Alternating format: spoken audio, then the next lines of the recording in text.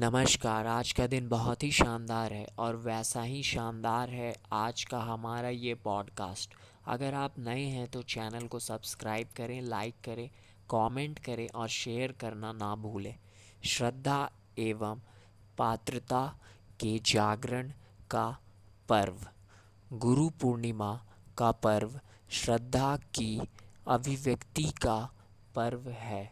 श्रद्धा हमारी जगत की समस्त उपलब्धियों का आधार कही जा सकती है। यदि श्रद्धा के मूल्य व महत्व को समझा जा सके तो निश्चित रूप से उसका जो परिणाम निकल कर के आता है वह हर दृष्टि से साधक एवं शिष्य के लिए गौरव प्राप्ति का कारण बनता है। इस पर्व का मूल उद्देश्य एवं मूल आधार हम इसी एक उपलब्धि को मान सकते हैं। भारतीय एवं वैदिक चिंतन में दो तरह के संसारों की बात कही गई है। पहले को हम स्थूल जगत तो दूसरे को सूक्ष्म जगत कहकर के पुकारते हैं। दोनों के गुणों एवं संरचना में भी तात्विक दृष्टि से भेद है। वह भेद ही उनकी भिन्नता का आधार है। इनमें से एक पदार्थ का तो दूसरा चेतना का जगत है। एक दिखाई पड़ता है तो दूसरा दिखाई नहीं पड़ता। एक आँखों के सामने होने के कारण प्रत्यक्ष कहलाता है तो दूसरा अदृश्य होने के कारण परोक्ष। इसमें से बाहर के जगत में, लौकिक सांसारिक भौतिक जगत में किसी भी घटना को घटने के लिए ऊर्जा की आवश्यकता होती है। बिना ऊर्जा के प्रभाव के यहाँ कुछ संभव नहीं है। स्थिर दिखते पदार्थों में भी स्थिर ऊर्जा है जिसे वैज्ञानिक स्टैटिक एनर्जी कहकर पुकारते हैं। तो वही रासायनिक क्रिया केमिकल एनर्जी का परिणाम कही जाती है। नंभिकीय ऊर्जा परमाणु विस्फोटों को जन्म देती है। तो वही मशीनों को चलाने के लिए यांत्रिक ऊर्जा की आवश्यकता होती है। स्पष्ट है कि इस संसार में यदि ऊर्जा की हलचले ना हो तो यहाँ कुछ घटेगा नहीं, सन्नाटा ही व्याप्त रहेगा। जिस तरह से ब्रह्म जगत में घटनाओं को घटने के लिए ऊर्जा की लहरों की आवश्यकता होती है, ठीक वैसे ही आंतरिक आध्यात्मिक आध्यात्मिक जगत में घटनाओं को घटने के लिए श्रद्धा की आवश्यकता होती है। श्रद्धा हो तो प्रहलाद की पुकार पर भगवान खंबा फाड़कर बाहर निकलते हैं। श्रद्धा हो तो एकलव्य की पुकार पर मिट्टी की मूर्ति भगवान बन जाती है। और श्रद्धा हो तो पत्थर की प्रतिमा न केवल मीरा के लिए भगवान कृष्ण में बदलती है बल्कि वह उनके लिए विष पीती भी नजर आती है। यह श्रद्धा की ही ताकत थी जिसने नल नील के उछाले पत्थरों को पानी पर तैरने की ताकत प्रदान की। यह श्रद्धा की ही शक्ति है जिसके कारण पत्थर देवता में बदल जाते हैं, प्रतिमा ईश्वर बन जाती है और मिट्टी भगवान बन जाती है। आध्यात्मिक जगत में संतों के संतत्व का आधार श्रद्धा और गुरु पूर्णिमा की गुरुता का आधार भी श्रद्धा ही कही जा सकती है। श्रद्धा के साथ एक और विशेष बात जुड़ी है और वह यह है कि ब्रह्म जगत की ऊर्जा की एक सीमा है। शारीरिक ऊर्जा की, बौद्धिक ऊर्जा की, कुशलता की, संपदा की, इन सब की एक सीमा है, एक हद है।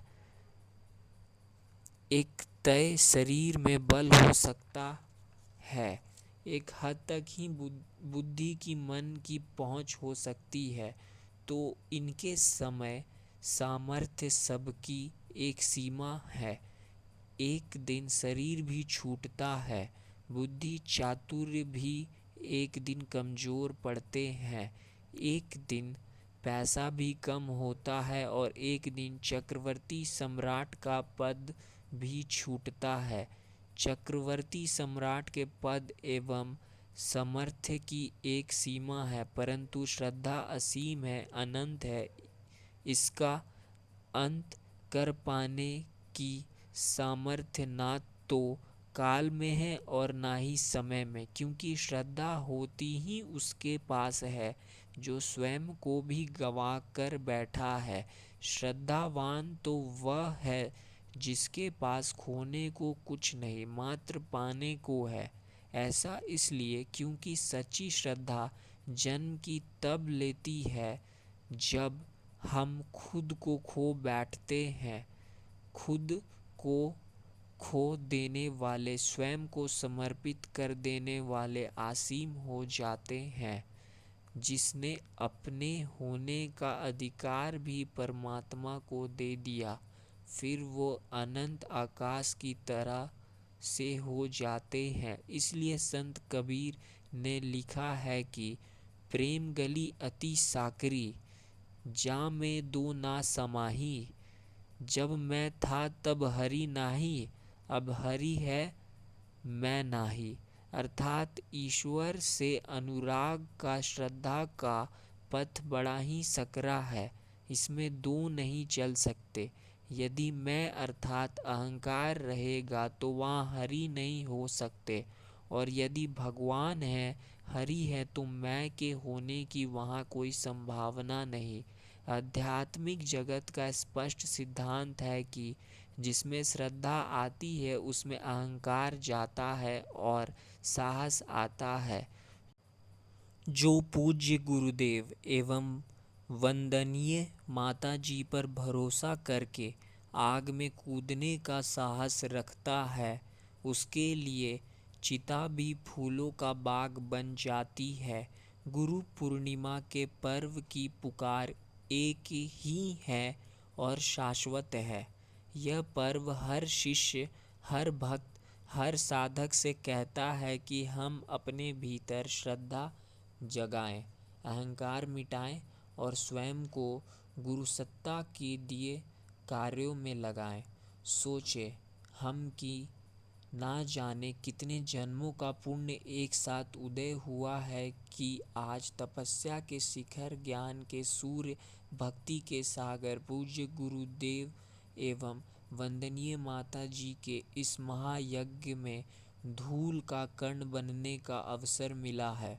हजार वर्षों में कभी एक बार सौभाग्य जागता है तो लकड़ी अंगारा बन पाती है, बांस का पेड़ वंशलोचन बन जाता है, स्वाति की बूंद मोती बन जाती है और कोयला हीरा बन पाता है।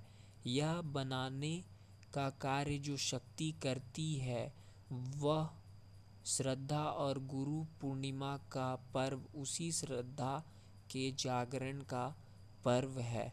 श्रद्धा के भीतर इतनी ताकत है कि जो सामान्य को असामान्य बना देने का कार्य कर देती है। श्रद्धा आ जाती है तो रीछ वानरों को पानी पर पत्थर तैराने की शक्ति से भर देती है, ग्वाल बालों में गोवर्धन उठाने के संकल्प को जगा देती है, गिलहरी में समुद्र को सुखाने का भाव भर देती है। सही अर्थों में क्षुद्र को महान बना देने की, मानव को महामानव बना देने की सामर्थ्य श्रद्धा में है। गुरु पूर्णिमा का पर्व यही प्रेरणा देता है कि हम अपनी क्षुद्रता को मिटाकर अपनी श्रद्धा को जगा दें और गुरुदेव को घर घर तक पहुंचाने का संकल्प अपने भीतर जगा दें। स्वयं को तपने से जिस ऊर्जा का प्रभाव हमारी चेतना में होता है वह श्रद्धा, और श्रद्धा का जागरण मनुष्य को आध्यात्मिक सद्गुणों से अभिपूरित करके जाता है। श्रद्धा का यह जागरण पात्रता के अभिवर्धन के बिना संभव नहीं हो पाता है। भौतिक दृष्टि से सफलता प्राप्त करने के लिए निश्चित अर्हता की आवश्यकता होती है। शिक्षा से लेकर व्यवसाय के क्षेत्र में व्यक्ति उपेक्षित अर्हता के बिना कुछ प्राप्त नहीं कर पाता। यदि कोई धोखाधड़ी से, झूठ बोलकर या अपराध करके कुछ प्राप्त कर भी ले तो वह सफलता बहुत दिनों तक टिक नहीं पाती। जिस तरह संसार में सफलता प्राप्त करने के लिए और प्राप्त सफलता को स्थिर बनाए रखने के लिए अर्हता की जरूरत होती है, उसी तरह से अलौकिक जगत में श्रद्धा के साथ पात्रता अनिवार्य हो जाती है। गुरु पूर्णिमा का पर्व श्रद्धा एवं पात्रता के जागरण का पर्व है। यह क्षेत्र त्यागी, तपस्वी व्यक्तियों के लिए सुरक्षित है। आध्यात्मिक जागृत की उपलब्धियों को बिना पात्रता बढ़ाए और बिना श्रद्धा जगाए किसी भी तरह से मनोवांछित नहीं हो पाता है। जब ये दोनों कार्य हम करते हैं तो हम सही अर्थों में आध्यात्मिक संभावनाओं की प्राप्ति के अधिकारी बनते हैं। आध्यात्मिक उत्कर्ष का आधार यही है कि शक्तियों का जागरण हमारा अभिष्ट होना चाहिए। धन्यवाद। मिलते हैं फिर एक नए पॉडकास्ट के साथ।